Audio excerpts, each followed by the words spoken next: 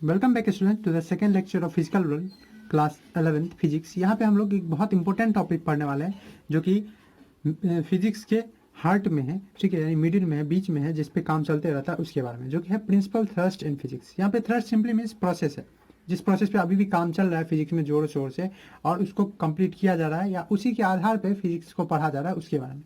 अब देखिए, principal thrust जो है फिजिक्स में वो मेन दो है, एक है यूनिफिकेशन और एक है रिडक्शनिज्म। ठीक है, यूनिफिकेशन और एक को आप रिडक्शन भी बोल सकते हैं या उस प्रोसेस को रिडक्शनिज्म बोल सकते हैं। अब आपको नाम से ही पता चला होगा, unification simply means to unify something. Unify something मतलब बहुत सारा चीज जो अलग अलग है उसको एक मिला देना, यही कहलाता है यूनिफिकेशन। तो जी हाँ, वही मीनिंग है इसका। और रिडक्शन मतलब, रिडक्शनिज्म मतलब डिक्रीज कर देना कोई चीज को, रिडक्शन डिक्रीज कर देना, ठीक है। तो वही मतलब है इसका साइंस में भी, फिजिक्स में भी। अब हम लोग अगर डिफाइन करना चाहें कि यूनिफिकेशन क्या है, तो इसको हम लोग डिफाइन करेंगे कि एक ऐसा प्रोसेस जिसमें हम प्रयास करते हैं, अटेम्प्ट करते हैं किस चीज़ का यूनिफाई करने का, किस चीज़ को, वो सारे लॉ को जो बने हुए अलग अलग फेनोमेना को डिस्क्राइब करने के लिए। जैसे कि हम अगर एग्जाम्पल दे, मैं एग्जाम्पल दूँ आपको, तो न्यूटन्स का जो लॉ बना था वही वो लॉ किसके लिए बना था, तो वो पार्टिकल के मोशन के लिए बना था, पार्टिकल लॉ पे। लेकिन वो हम लोगों पे भी लागू होता है, जो प्लैनेट्स है, हेवनली बॉडी है, उन पे भी लागू हो जाता है। यहाँ तक कि केपलर्स लॉ जो हुआ है डेवलपमेंट, केपलर्स जो लॉ जिसका डेवलपमेंट हुआ है, जो आया है, वो भी कहीं ना कहीं न्यूटन्स लॉ से रिलेटेड है। तो मतलब हम लोग क्या बोल सकते हैं कि ये दो सब जो है वो मिल के एक थ्योरी बन गया, ठीक है। अलग अलग फिनोमेना को डिस्कवर करने वाला चीज़ वो सब मिल गया। ग्रेविटेशन अलग फील्ड था, मोशन में मैकेनिक्स, डायनामिक्स सब अलग फील्ड था, और सब एक साथ जुड़ गया। इसे भी अच्छा एग्जाम्पल आप क्लास 10th में अगर फिजिक्स पढ़े हो अच्छे से, तो वहाँ से आप समझ सकते हैं। देखिए, आपको जब तक क्लास 10th में आप फर्स्ट इलेक्ट्रिसिटी पढ़े होंगे तब तक लगा हो कि इलेक्ट्रिसिटी और मैग्नेट, ठीक है, मैग्नेटिज्म, इसमें कोई रिलेशन नहीं है। पर आप जहाँ पढ़े होंगे मैग्नेटिज्म के बारे में, तो आपको एक आइडिया आ गया होगा। वैसे तो 7 में ही पढ़ाया जाता है, फिर भी एक आइडिया आ गया होगा कि इलेक्ट्रिसिटी और मैग्नेटिज्म अलग अलग नहीं किया जा सकता है। जब भी चार्ज का फ्लो होता है, करंट आता है, करंट जाने लगता है, तो वहाँ पर मैग्नेटिज्म अपने आप आ जाता है। उसके बाद धीरे धीरे उस चीज़ को हम लोग रिलेट किए। पहले इलेक्ट्रिसिटी था, उसके बाद मैग्नेटिज्म था, दोनों मिलके क्या बना दिया हम लोग, इलेक्ट्रोमैग्नेटिज्म, ठीक है। इलेक्ट्रोमैग्नेटिज्म के रूप में उसको आज पढ़ते हैं। तो ये क्या है, यूनिफिकेशन है। बना था इलेक्ट्रिसिटी को एक्सप्लेन करने के लिए कोई लॉ, बना था मैग्नेटिज्म को समझाने के लिए कोई लॉ, और दोनों को मिला के एक सिंगल लॉ बना दिया गया, एक सिंगल बना दिया गया थियोरी, जिसको एक सिंगल फील्ड बना गया, जिसको हम लोग बोलते हैं इलेक्ट्रोमैग्नेटिज्म।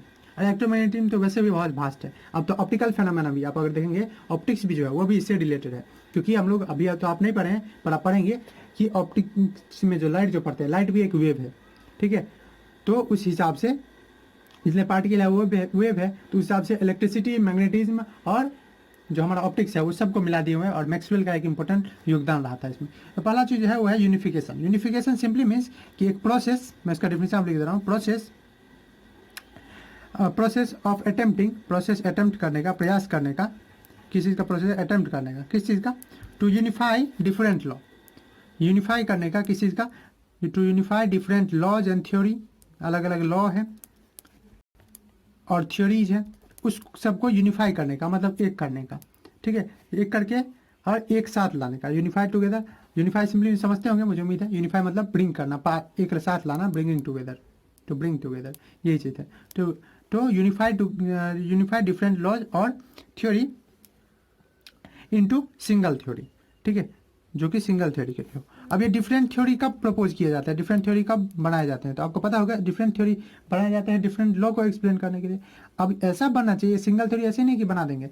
अब ऐसा, ये सिंगल थ्योरी जो तैयार होगा वो ऐसा थ्योरी होगा जो सारे लॉ को एक्सप्लेन करेगा, जो सारे डिफरेंट लॉ था। डिफरेंट लॉ किसके लिए बना था, डिफरेंट कंसेप्ट के बारे में, डिफरेंट फेनोमेना के बारे में। तो जब ये सिंगल थ्योरी बनेगा तो ये सिंगल थ्योरी सब कुछ को एक्सप्लेन करेगा। इसको हम लोग समझ सकते हैं इस तरह से, जैसे इलेक्ट्रिसिटी में आप पढ़े होंगे कि आपका सर्किट में 4-5 जो रहता है, वो 4-5 अगर मान लीजिए रेसिस्टर लगा हुआ है, और उस रेसिस्टर की जगह हम लोग एक इक्विवेलेंट रेसिस्टर लगाते हैं, ठीक है। तो उस कंडीशन में इक्विवेलेंट रेसिस्टर के बाद उतना ही रेसिस्टेंस होता है जितना कि उस सबको जोड़ के हो। तो वही चीज़ है, ये जो सिंगल थ्योरी बनेगा वो सब का जवाब दे ही देगा, जितने डिफरेंट लॉ है उस सब को, ठीक है।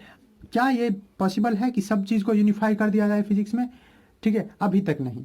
आइंस्टाइन जो थे वो पूरा अपना लाइफ यही करते रह गए लास्ट के अपने कुछ स्टेजेस में, लेकिन उनको ये सक्सेस में नहीं मिल पाया, और आइंस्टाइन एट लास्ट तक यूनिफाई नहीं कर पाए। वो चाहते थे कि एक ऐसा इक्वेशन मिल जाए हमको जैसे कि पूरा फिजिक्स को हम कभी भी डिराइव कर सके, वो भले ही कितना भी कम्प्लेक्स क्यों ना हो, कितना भी बड़ा क्यों नहीं हो, पर वो एक ही इक्वेशन से पूरा हम लोग फिजिक्स को पढ़ ले। उस इक्वेशन का थोड़ा पार्ट होगा इलेक्ट्रिसिटी का, थोड़ा मैग्नेटिज्म का, थोड़ा ऑप्टिक्स का, थोड़ा थर्मोडायनेमिक्स का, थोड़ा वेव का, अलग अलग, लेकिन वो नहीं कर पाए। ठीक है, तो यूनिफिकेशन पूरी तरह से अभी तक पॉसिबल नहीं हो पाया, तो इसका ये मतलब नहीं कि पॉसिबल हो भी नहीं पाएगा। एग्जाम्पल मैंने आपको पहले ही बता दिया, ठीक है, कि जैसे मैकेनिक्स है वो या इलेक्ट्रोमैग्नेटिज्म इसका बेस्ट एग्जांपल होगा।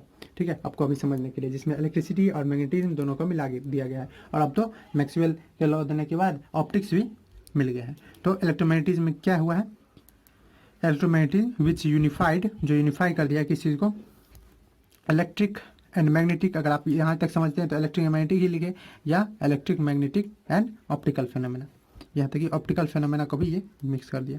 ऑप्टिकल फेनोमेना तब से आ गया जब से ये बात फिक्स हो गया कि लाइट जो है वो एक वेव पार्टिकल भी दिखाता है, वेव और पार्टिकल दोनों दिखाता है। तो चलिए दूसरा जो है बेसिक थर्स्ट, उसके बारे में पढ़ते हैं, जो कि है रिडक्शन या रिडक्शनिज्म, उस प्रोसेस को। तो रिडक्शन क्या है, रिडक्शन एक अटेम्प्ट है जिसमें हम लोग किसी बहुत बड़े सिस्टम को, बहुत बड़े चीज़ को छोटे छोटे पार्ट में समझते हैं। ये बहुत सिंपल सा है। अगर हम दोनों को समझना चाहे एक बेसिक एग्जांपल से, तो समझ सकते हैं इस तरह से। मान लीजिए हमारे पास एक टॉय है, ठीक है, टॉय है या कोई पिक्चर है।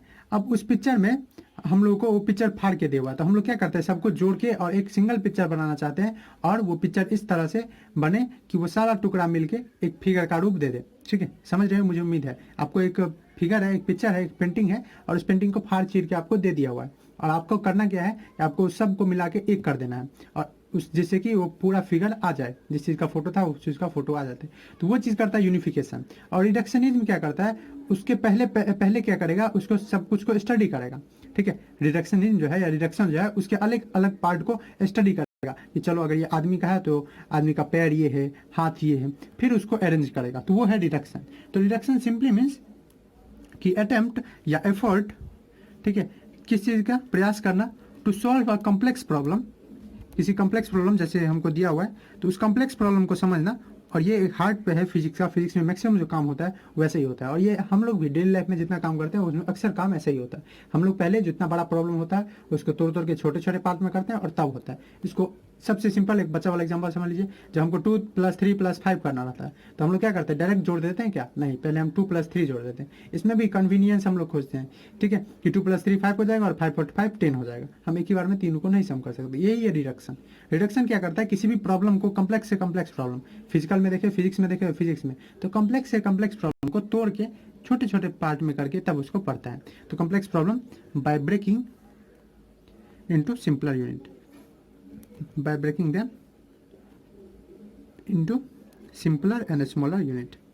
तो यही चीज़ करता है कौन, रिडक्शन, और मेन स्टडी इसी का होता है। अब इसका भी आप एग्जांपल ले सकते हैं, जैसे पहले समझा जाता था कि टेम्परेचर अलग चीज़ है, और पार्टिकल जो है वो पार्टिकल जो है मोशन में, एटम जो है उससे टेम्परेचर का कोई रिलेशन है। पर धीरे धीरे पता चला कि पार्टिकल के अंदर जो टेम्परेचर होता है वो चीज़ इसलिए होता है क्योंकि पार्टिकल जो है, मतलब कोई जो मैटर है उसमें है, उसका जो टेम्परेचर राइज करता है या कम होता है, वो क्यों होता है। तो हम लोग सिंपल समझते थे कि कुछ होता होगा, हीट बढ़ जाता होगा पूरा बॉडी का, लेकिन बाद में पता चला कि टेम्परेचर तो रियली में मोशन से रिलेटेड है। ठीक है, जिसको हम लोग आगे बहुत अच्छे से पढ़ेंगे काइनेटिक थ्योरी से, कि वैसे आप थोड़ा मोड़ा 9 में पढ़े हुए हैं इसके बारे में, कि जो पार्टिकल होता है उसके अंदर एक काइनेटिक एनर्जी होता है। काइनेटिक एनर्जी सिंपली मीन्स वो एनर्जी जो मोशन के कारण हो। तो अगर ये पार्टिकल है, 4 पार्टिकल यहाँ पे है मैटर में, 4 या 5, तो ये जब पार्टिकल अगर ज़्यादा मूव कर रहा है मतलब इसमें ज़्यादा एनर्जी है, और ज़्यादा एनर्जी होता है तब किसी चीज़ का क्या होता है, टेम्परेचर ज़्यादा होता है। तो यही चीज़ टेम्परेचर को देखना कैसे, तो as average kinetic energy molecule का, ना कि पूरे सिस्टम का। पूरे सिस्टम को पढ़ना है हमको, पूरे मैटर को पढ़ना है, तो उसके कॉन्स्टिट्यूएंट पार्टिकल को पहले पढ़ो। यही चीज़ कौन करता है, रिडक्शनिज्म। ठीक है, किसी कोई बल्क फेनोमेना है तो उस पूरे को एक साथ ना पढ़ो, क्या करो, उसको तोड़ तोड़ के पढ़ो, यही करता है रिडक्शनिज्म।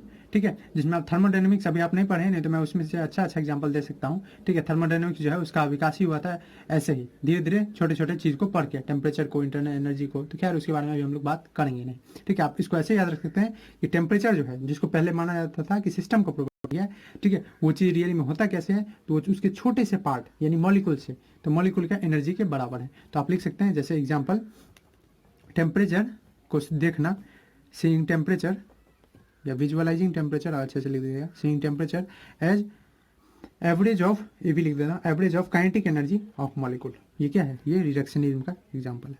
तो उम्मीद है आपको ये लेक्चर बहुत हेल्पफुल होगा और समझ आया होगा। ठीक है, आप इस लेक्चर को लाइक कर सकते हैं, ठीक है, दोस्तों के शेयर से कर सकते हैं, चैनल को सब्सक्राइब कर सकते हैं। Thanks for watching.